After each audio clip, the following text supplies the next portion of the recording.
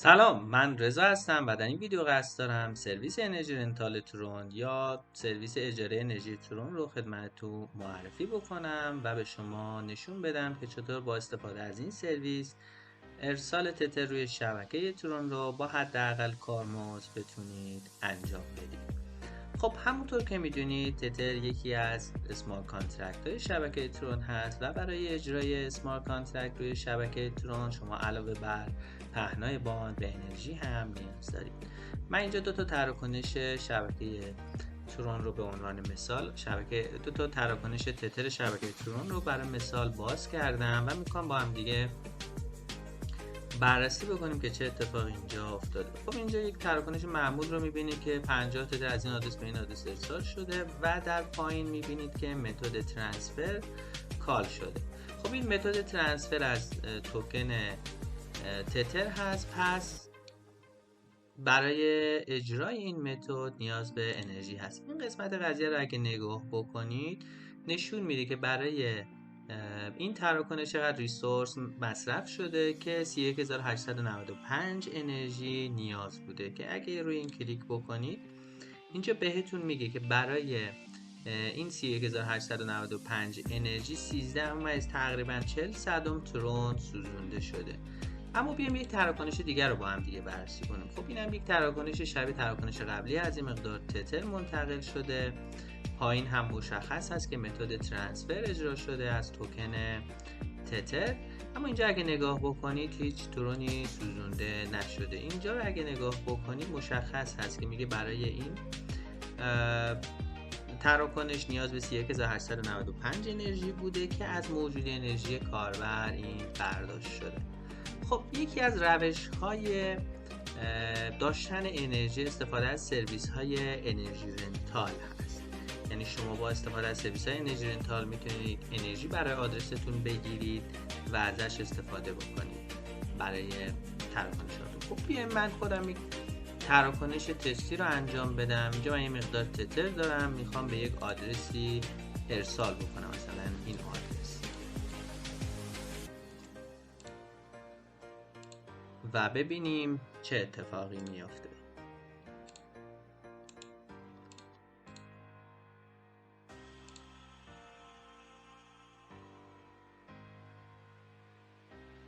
خب من 70 تتر دارم، مثلا 10 تاشو منتقل میکنم به اون آدرس. اینجا رو اگه نگاه بکنید بهتون میگه که 13 ممیز تقریبا 40 ترون سوزونده میشه و به 31,000 خورده انرژی اینجا نیاز هست که جزئیاتش اینجا بهتون نشون میده. خب من این تراکنش رو ارسال بکنم.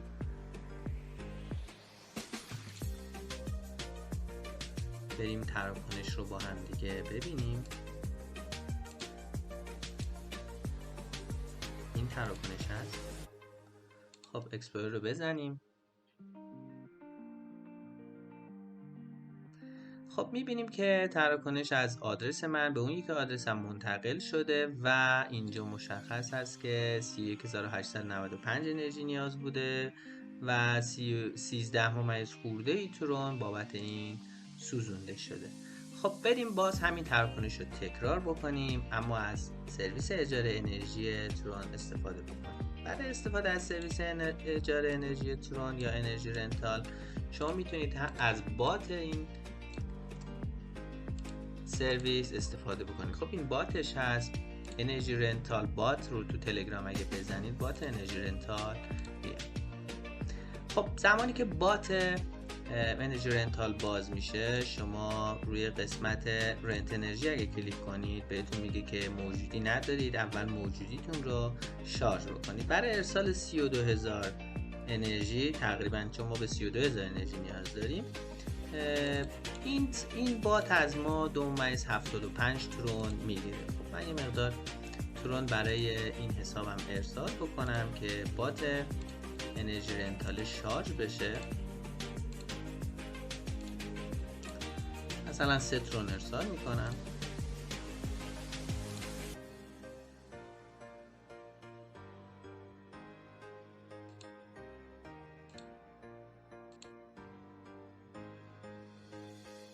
خب بریم نگاه بکنیم ببینیم حساب ما شارژ شد.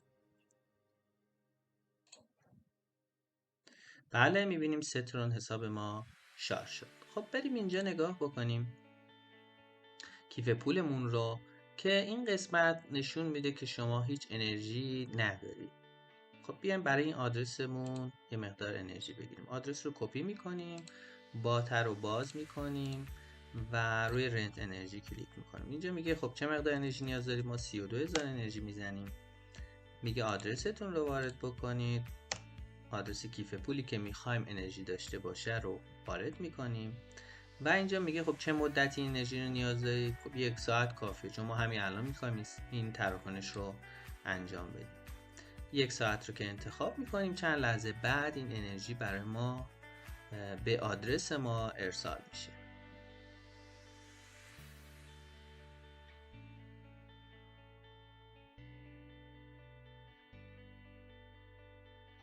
خب اینجا میبینید که میگه 32000 انرژی برای آدرس شما برای 1 ساعت شارژ شد. اینجا اینو یک رفرشی میکنیم، میبینیم 32000 انرژی برای ما شارژ شده.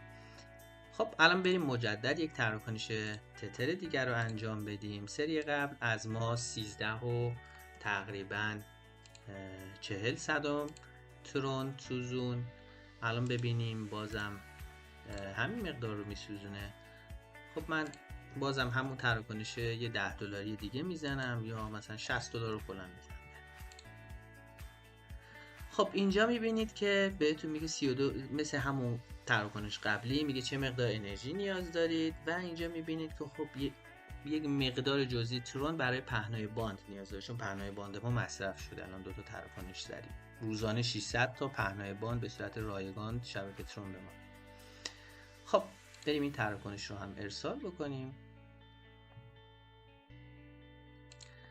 و جزئیاتش رو ببینیم.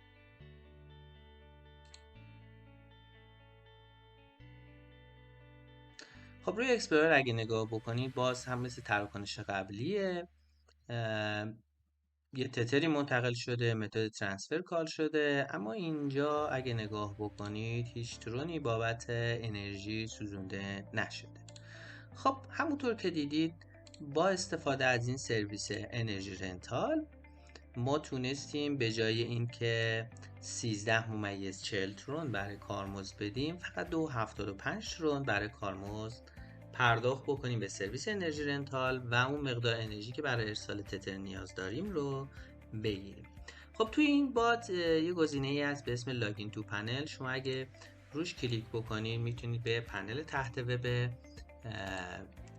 این سرویس دسترسی پیدا کنید که خب امکانات دیگه‌ای هم داره که داخل پنل تحت وب هست.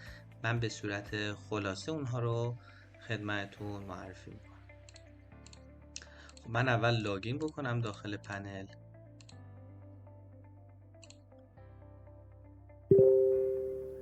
این پنل اکانت انرژی رنتالی هست که ازش استفاده کردم. مقدار موجودیتون رو نشون میده، میتونید شارژ بکنید، هیستوری انرژی رنتالتون رو بهتون نشون میده.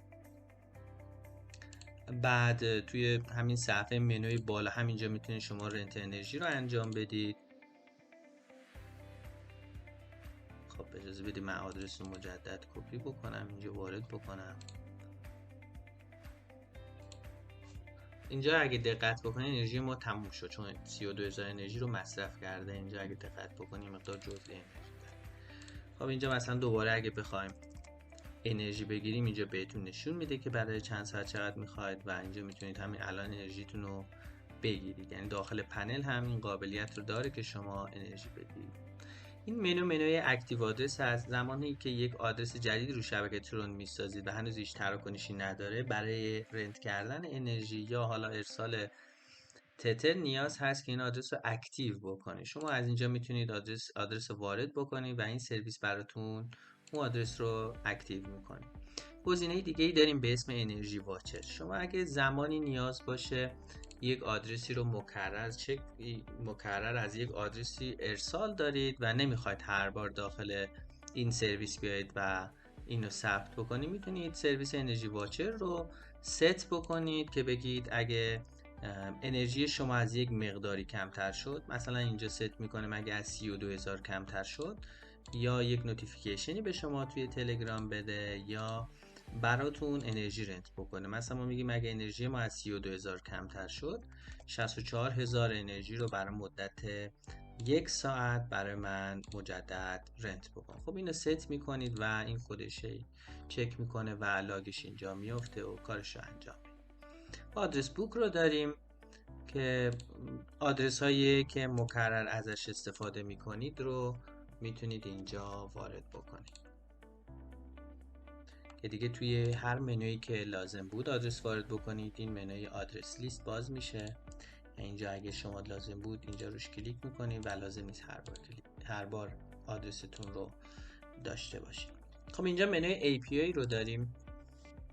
شما اگه یک سرویسی دارید که مکرر نیاز هست بهش انرژی بدید و یک نرم افزاری دارید که میخواید این رو متصل بکنید به سرویس انرژی رنتال، میتونید از بخش API یک API کی جدید بسازید و کلیه عملیات رنت انرژی رو با استفاده از این API انجام بدید. خب داکیومنتش هم که اینجا هست و API هایی که بهتون دسترسی میده، این لیست زمان ها و چه مقدار کارمزد بابت انرژی باید بدید.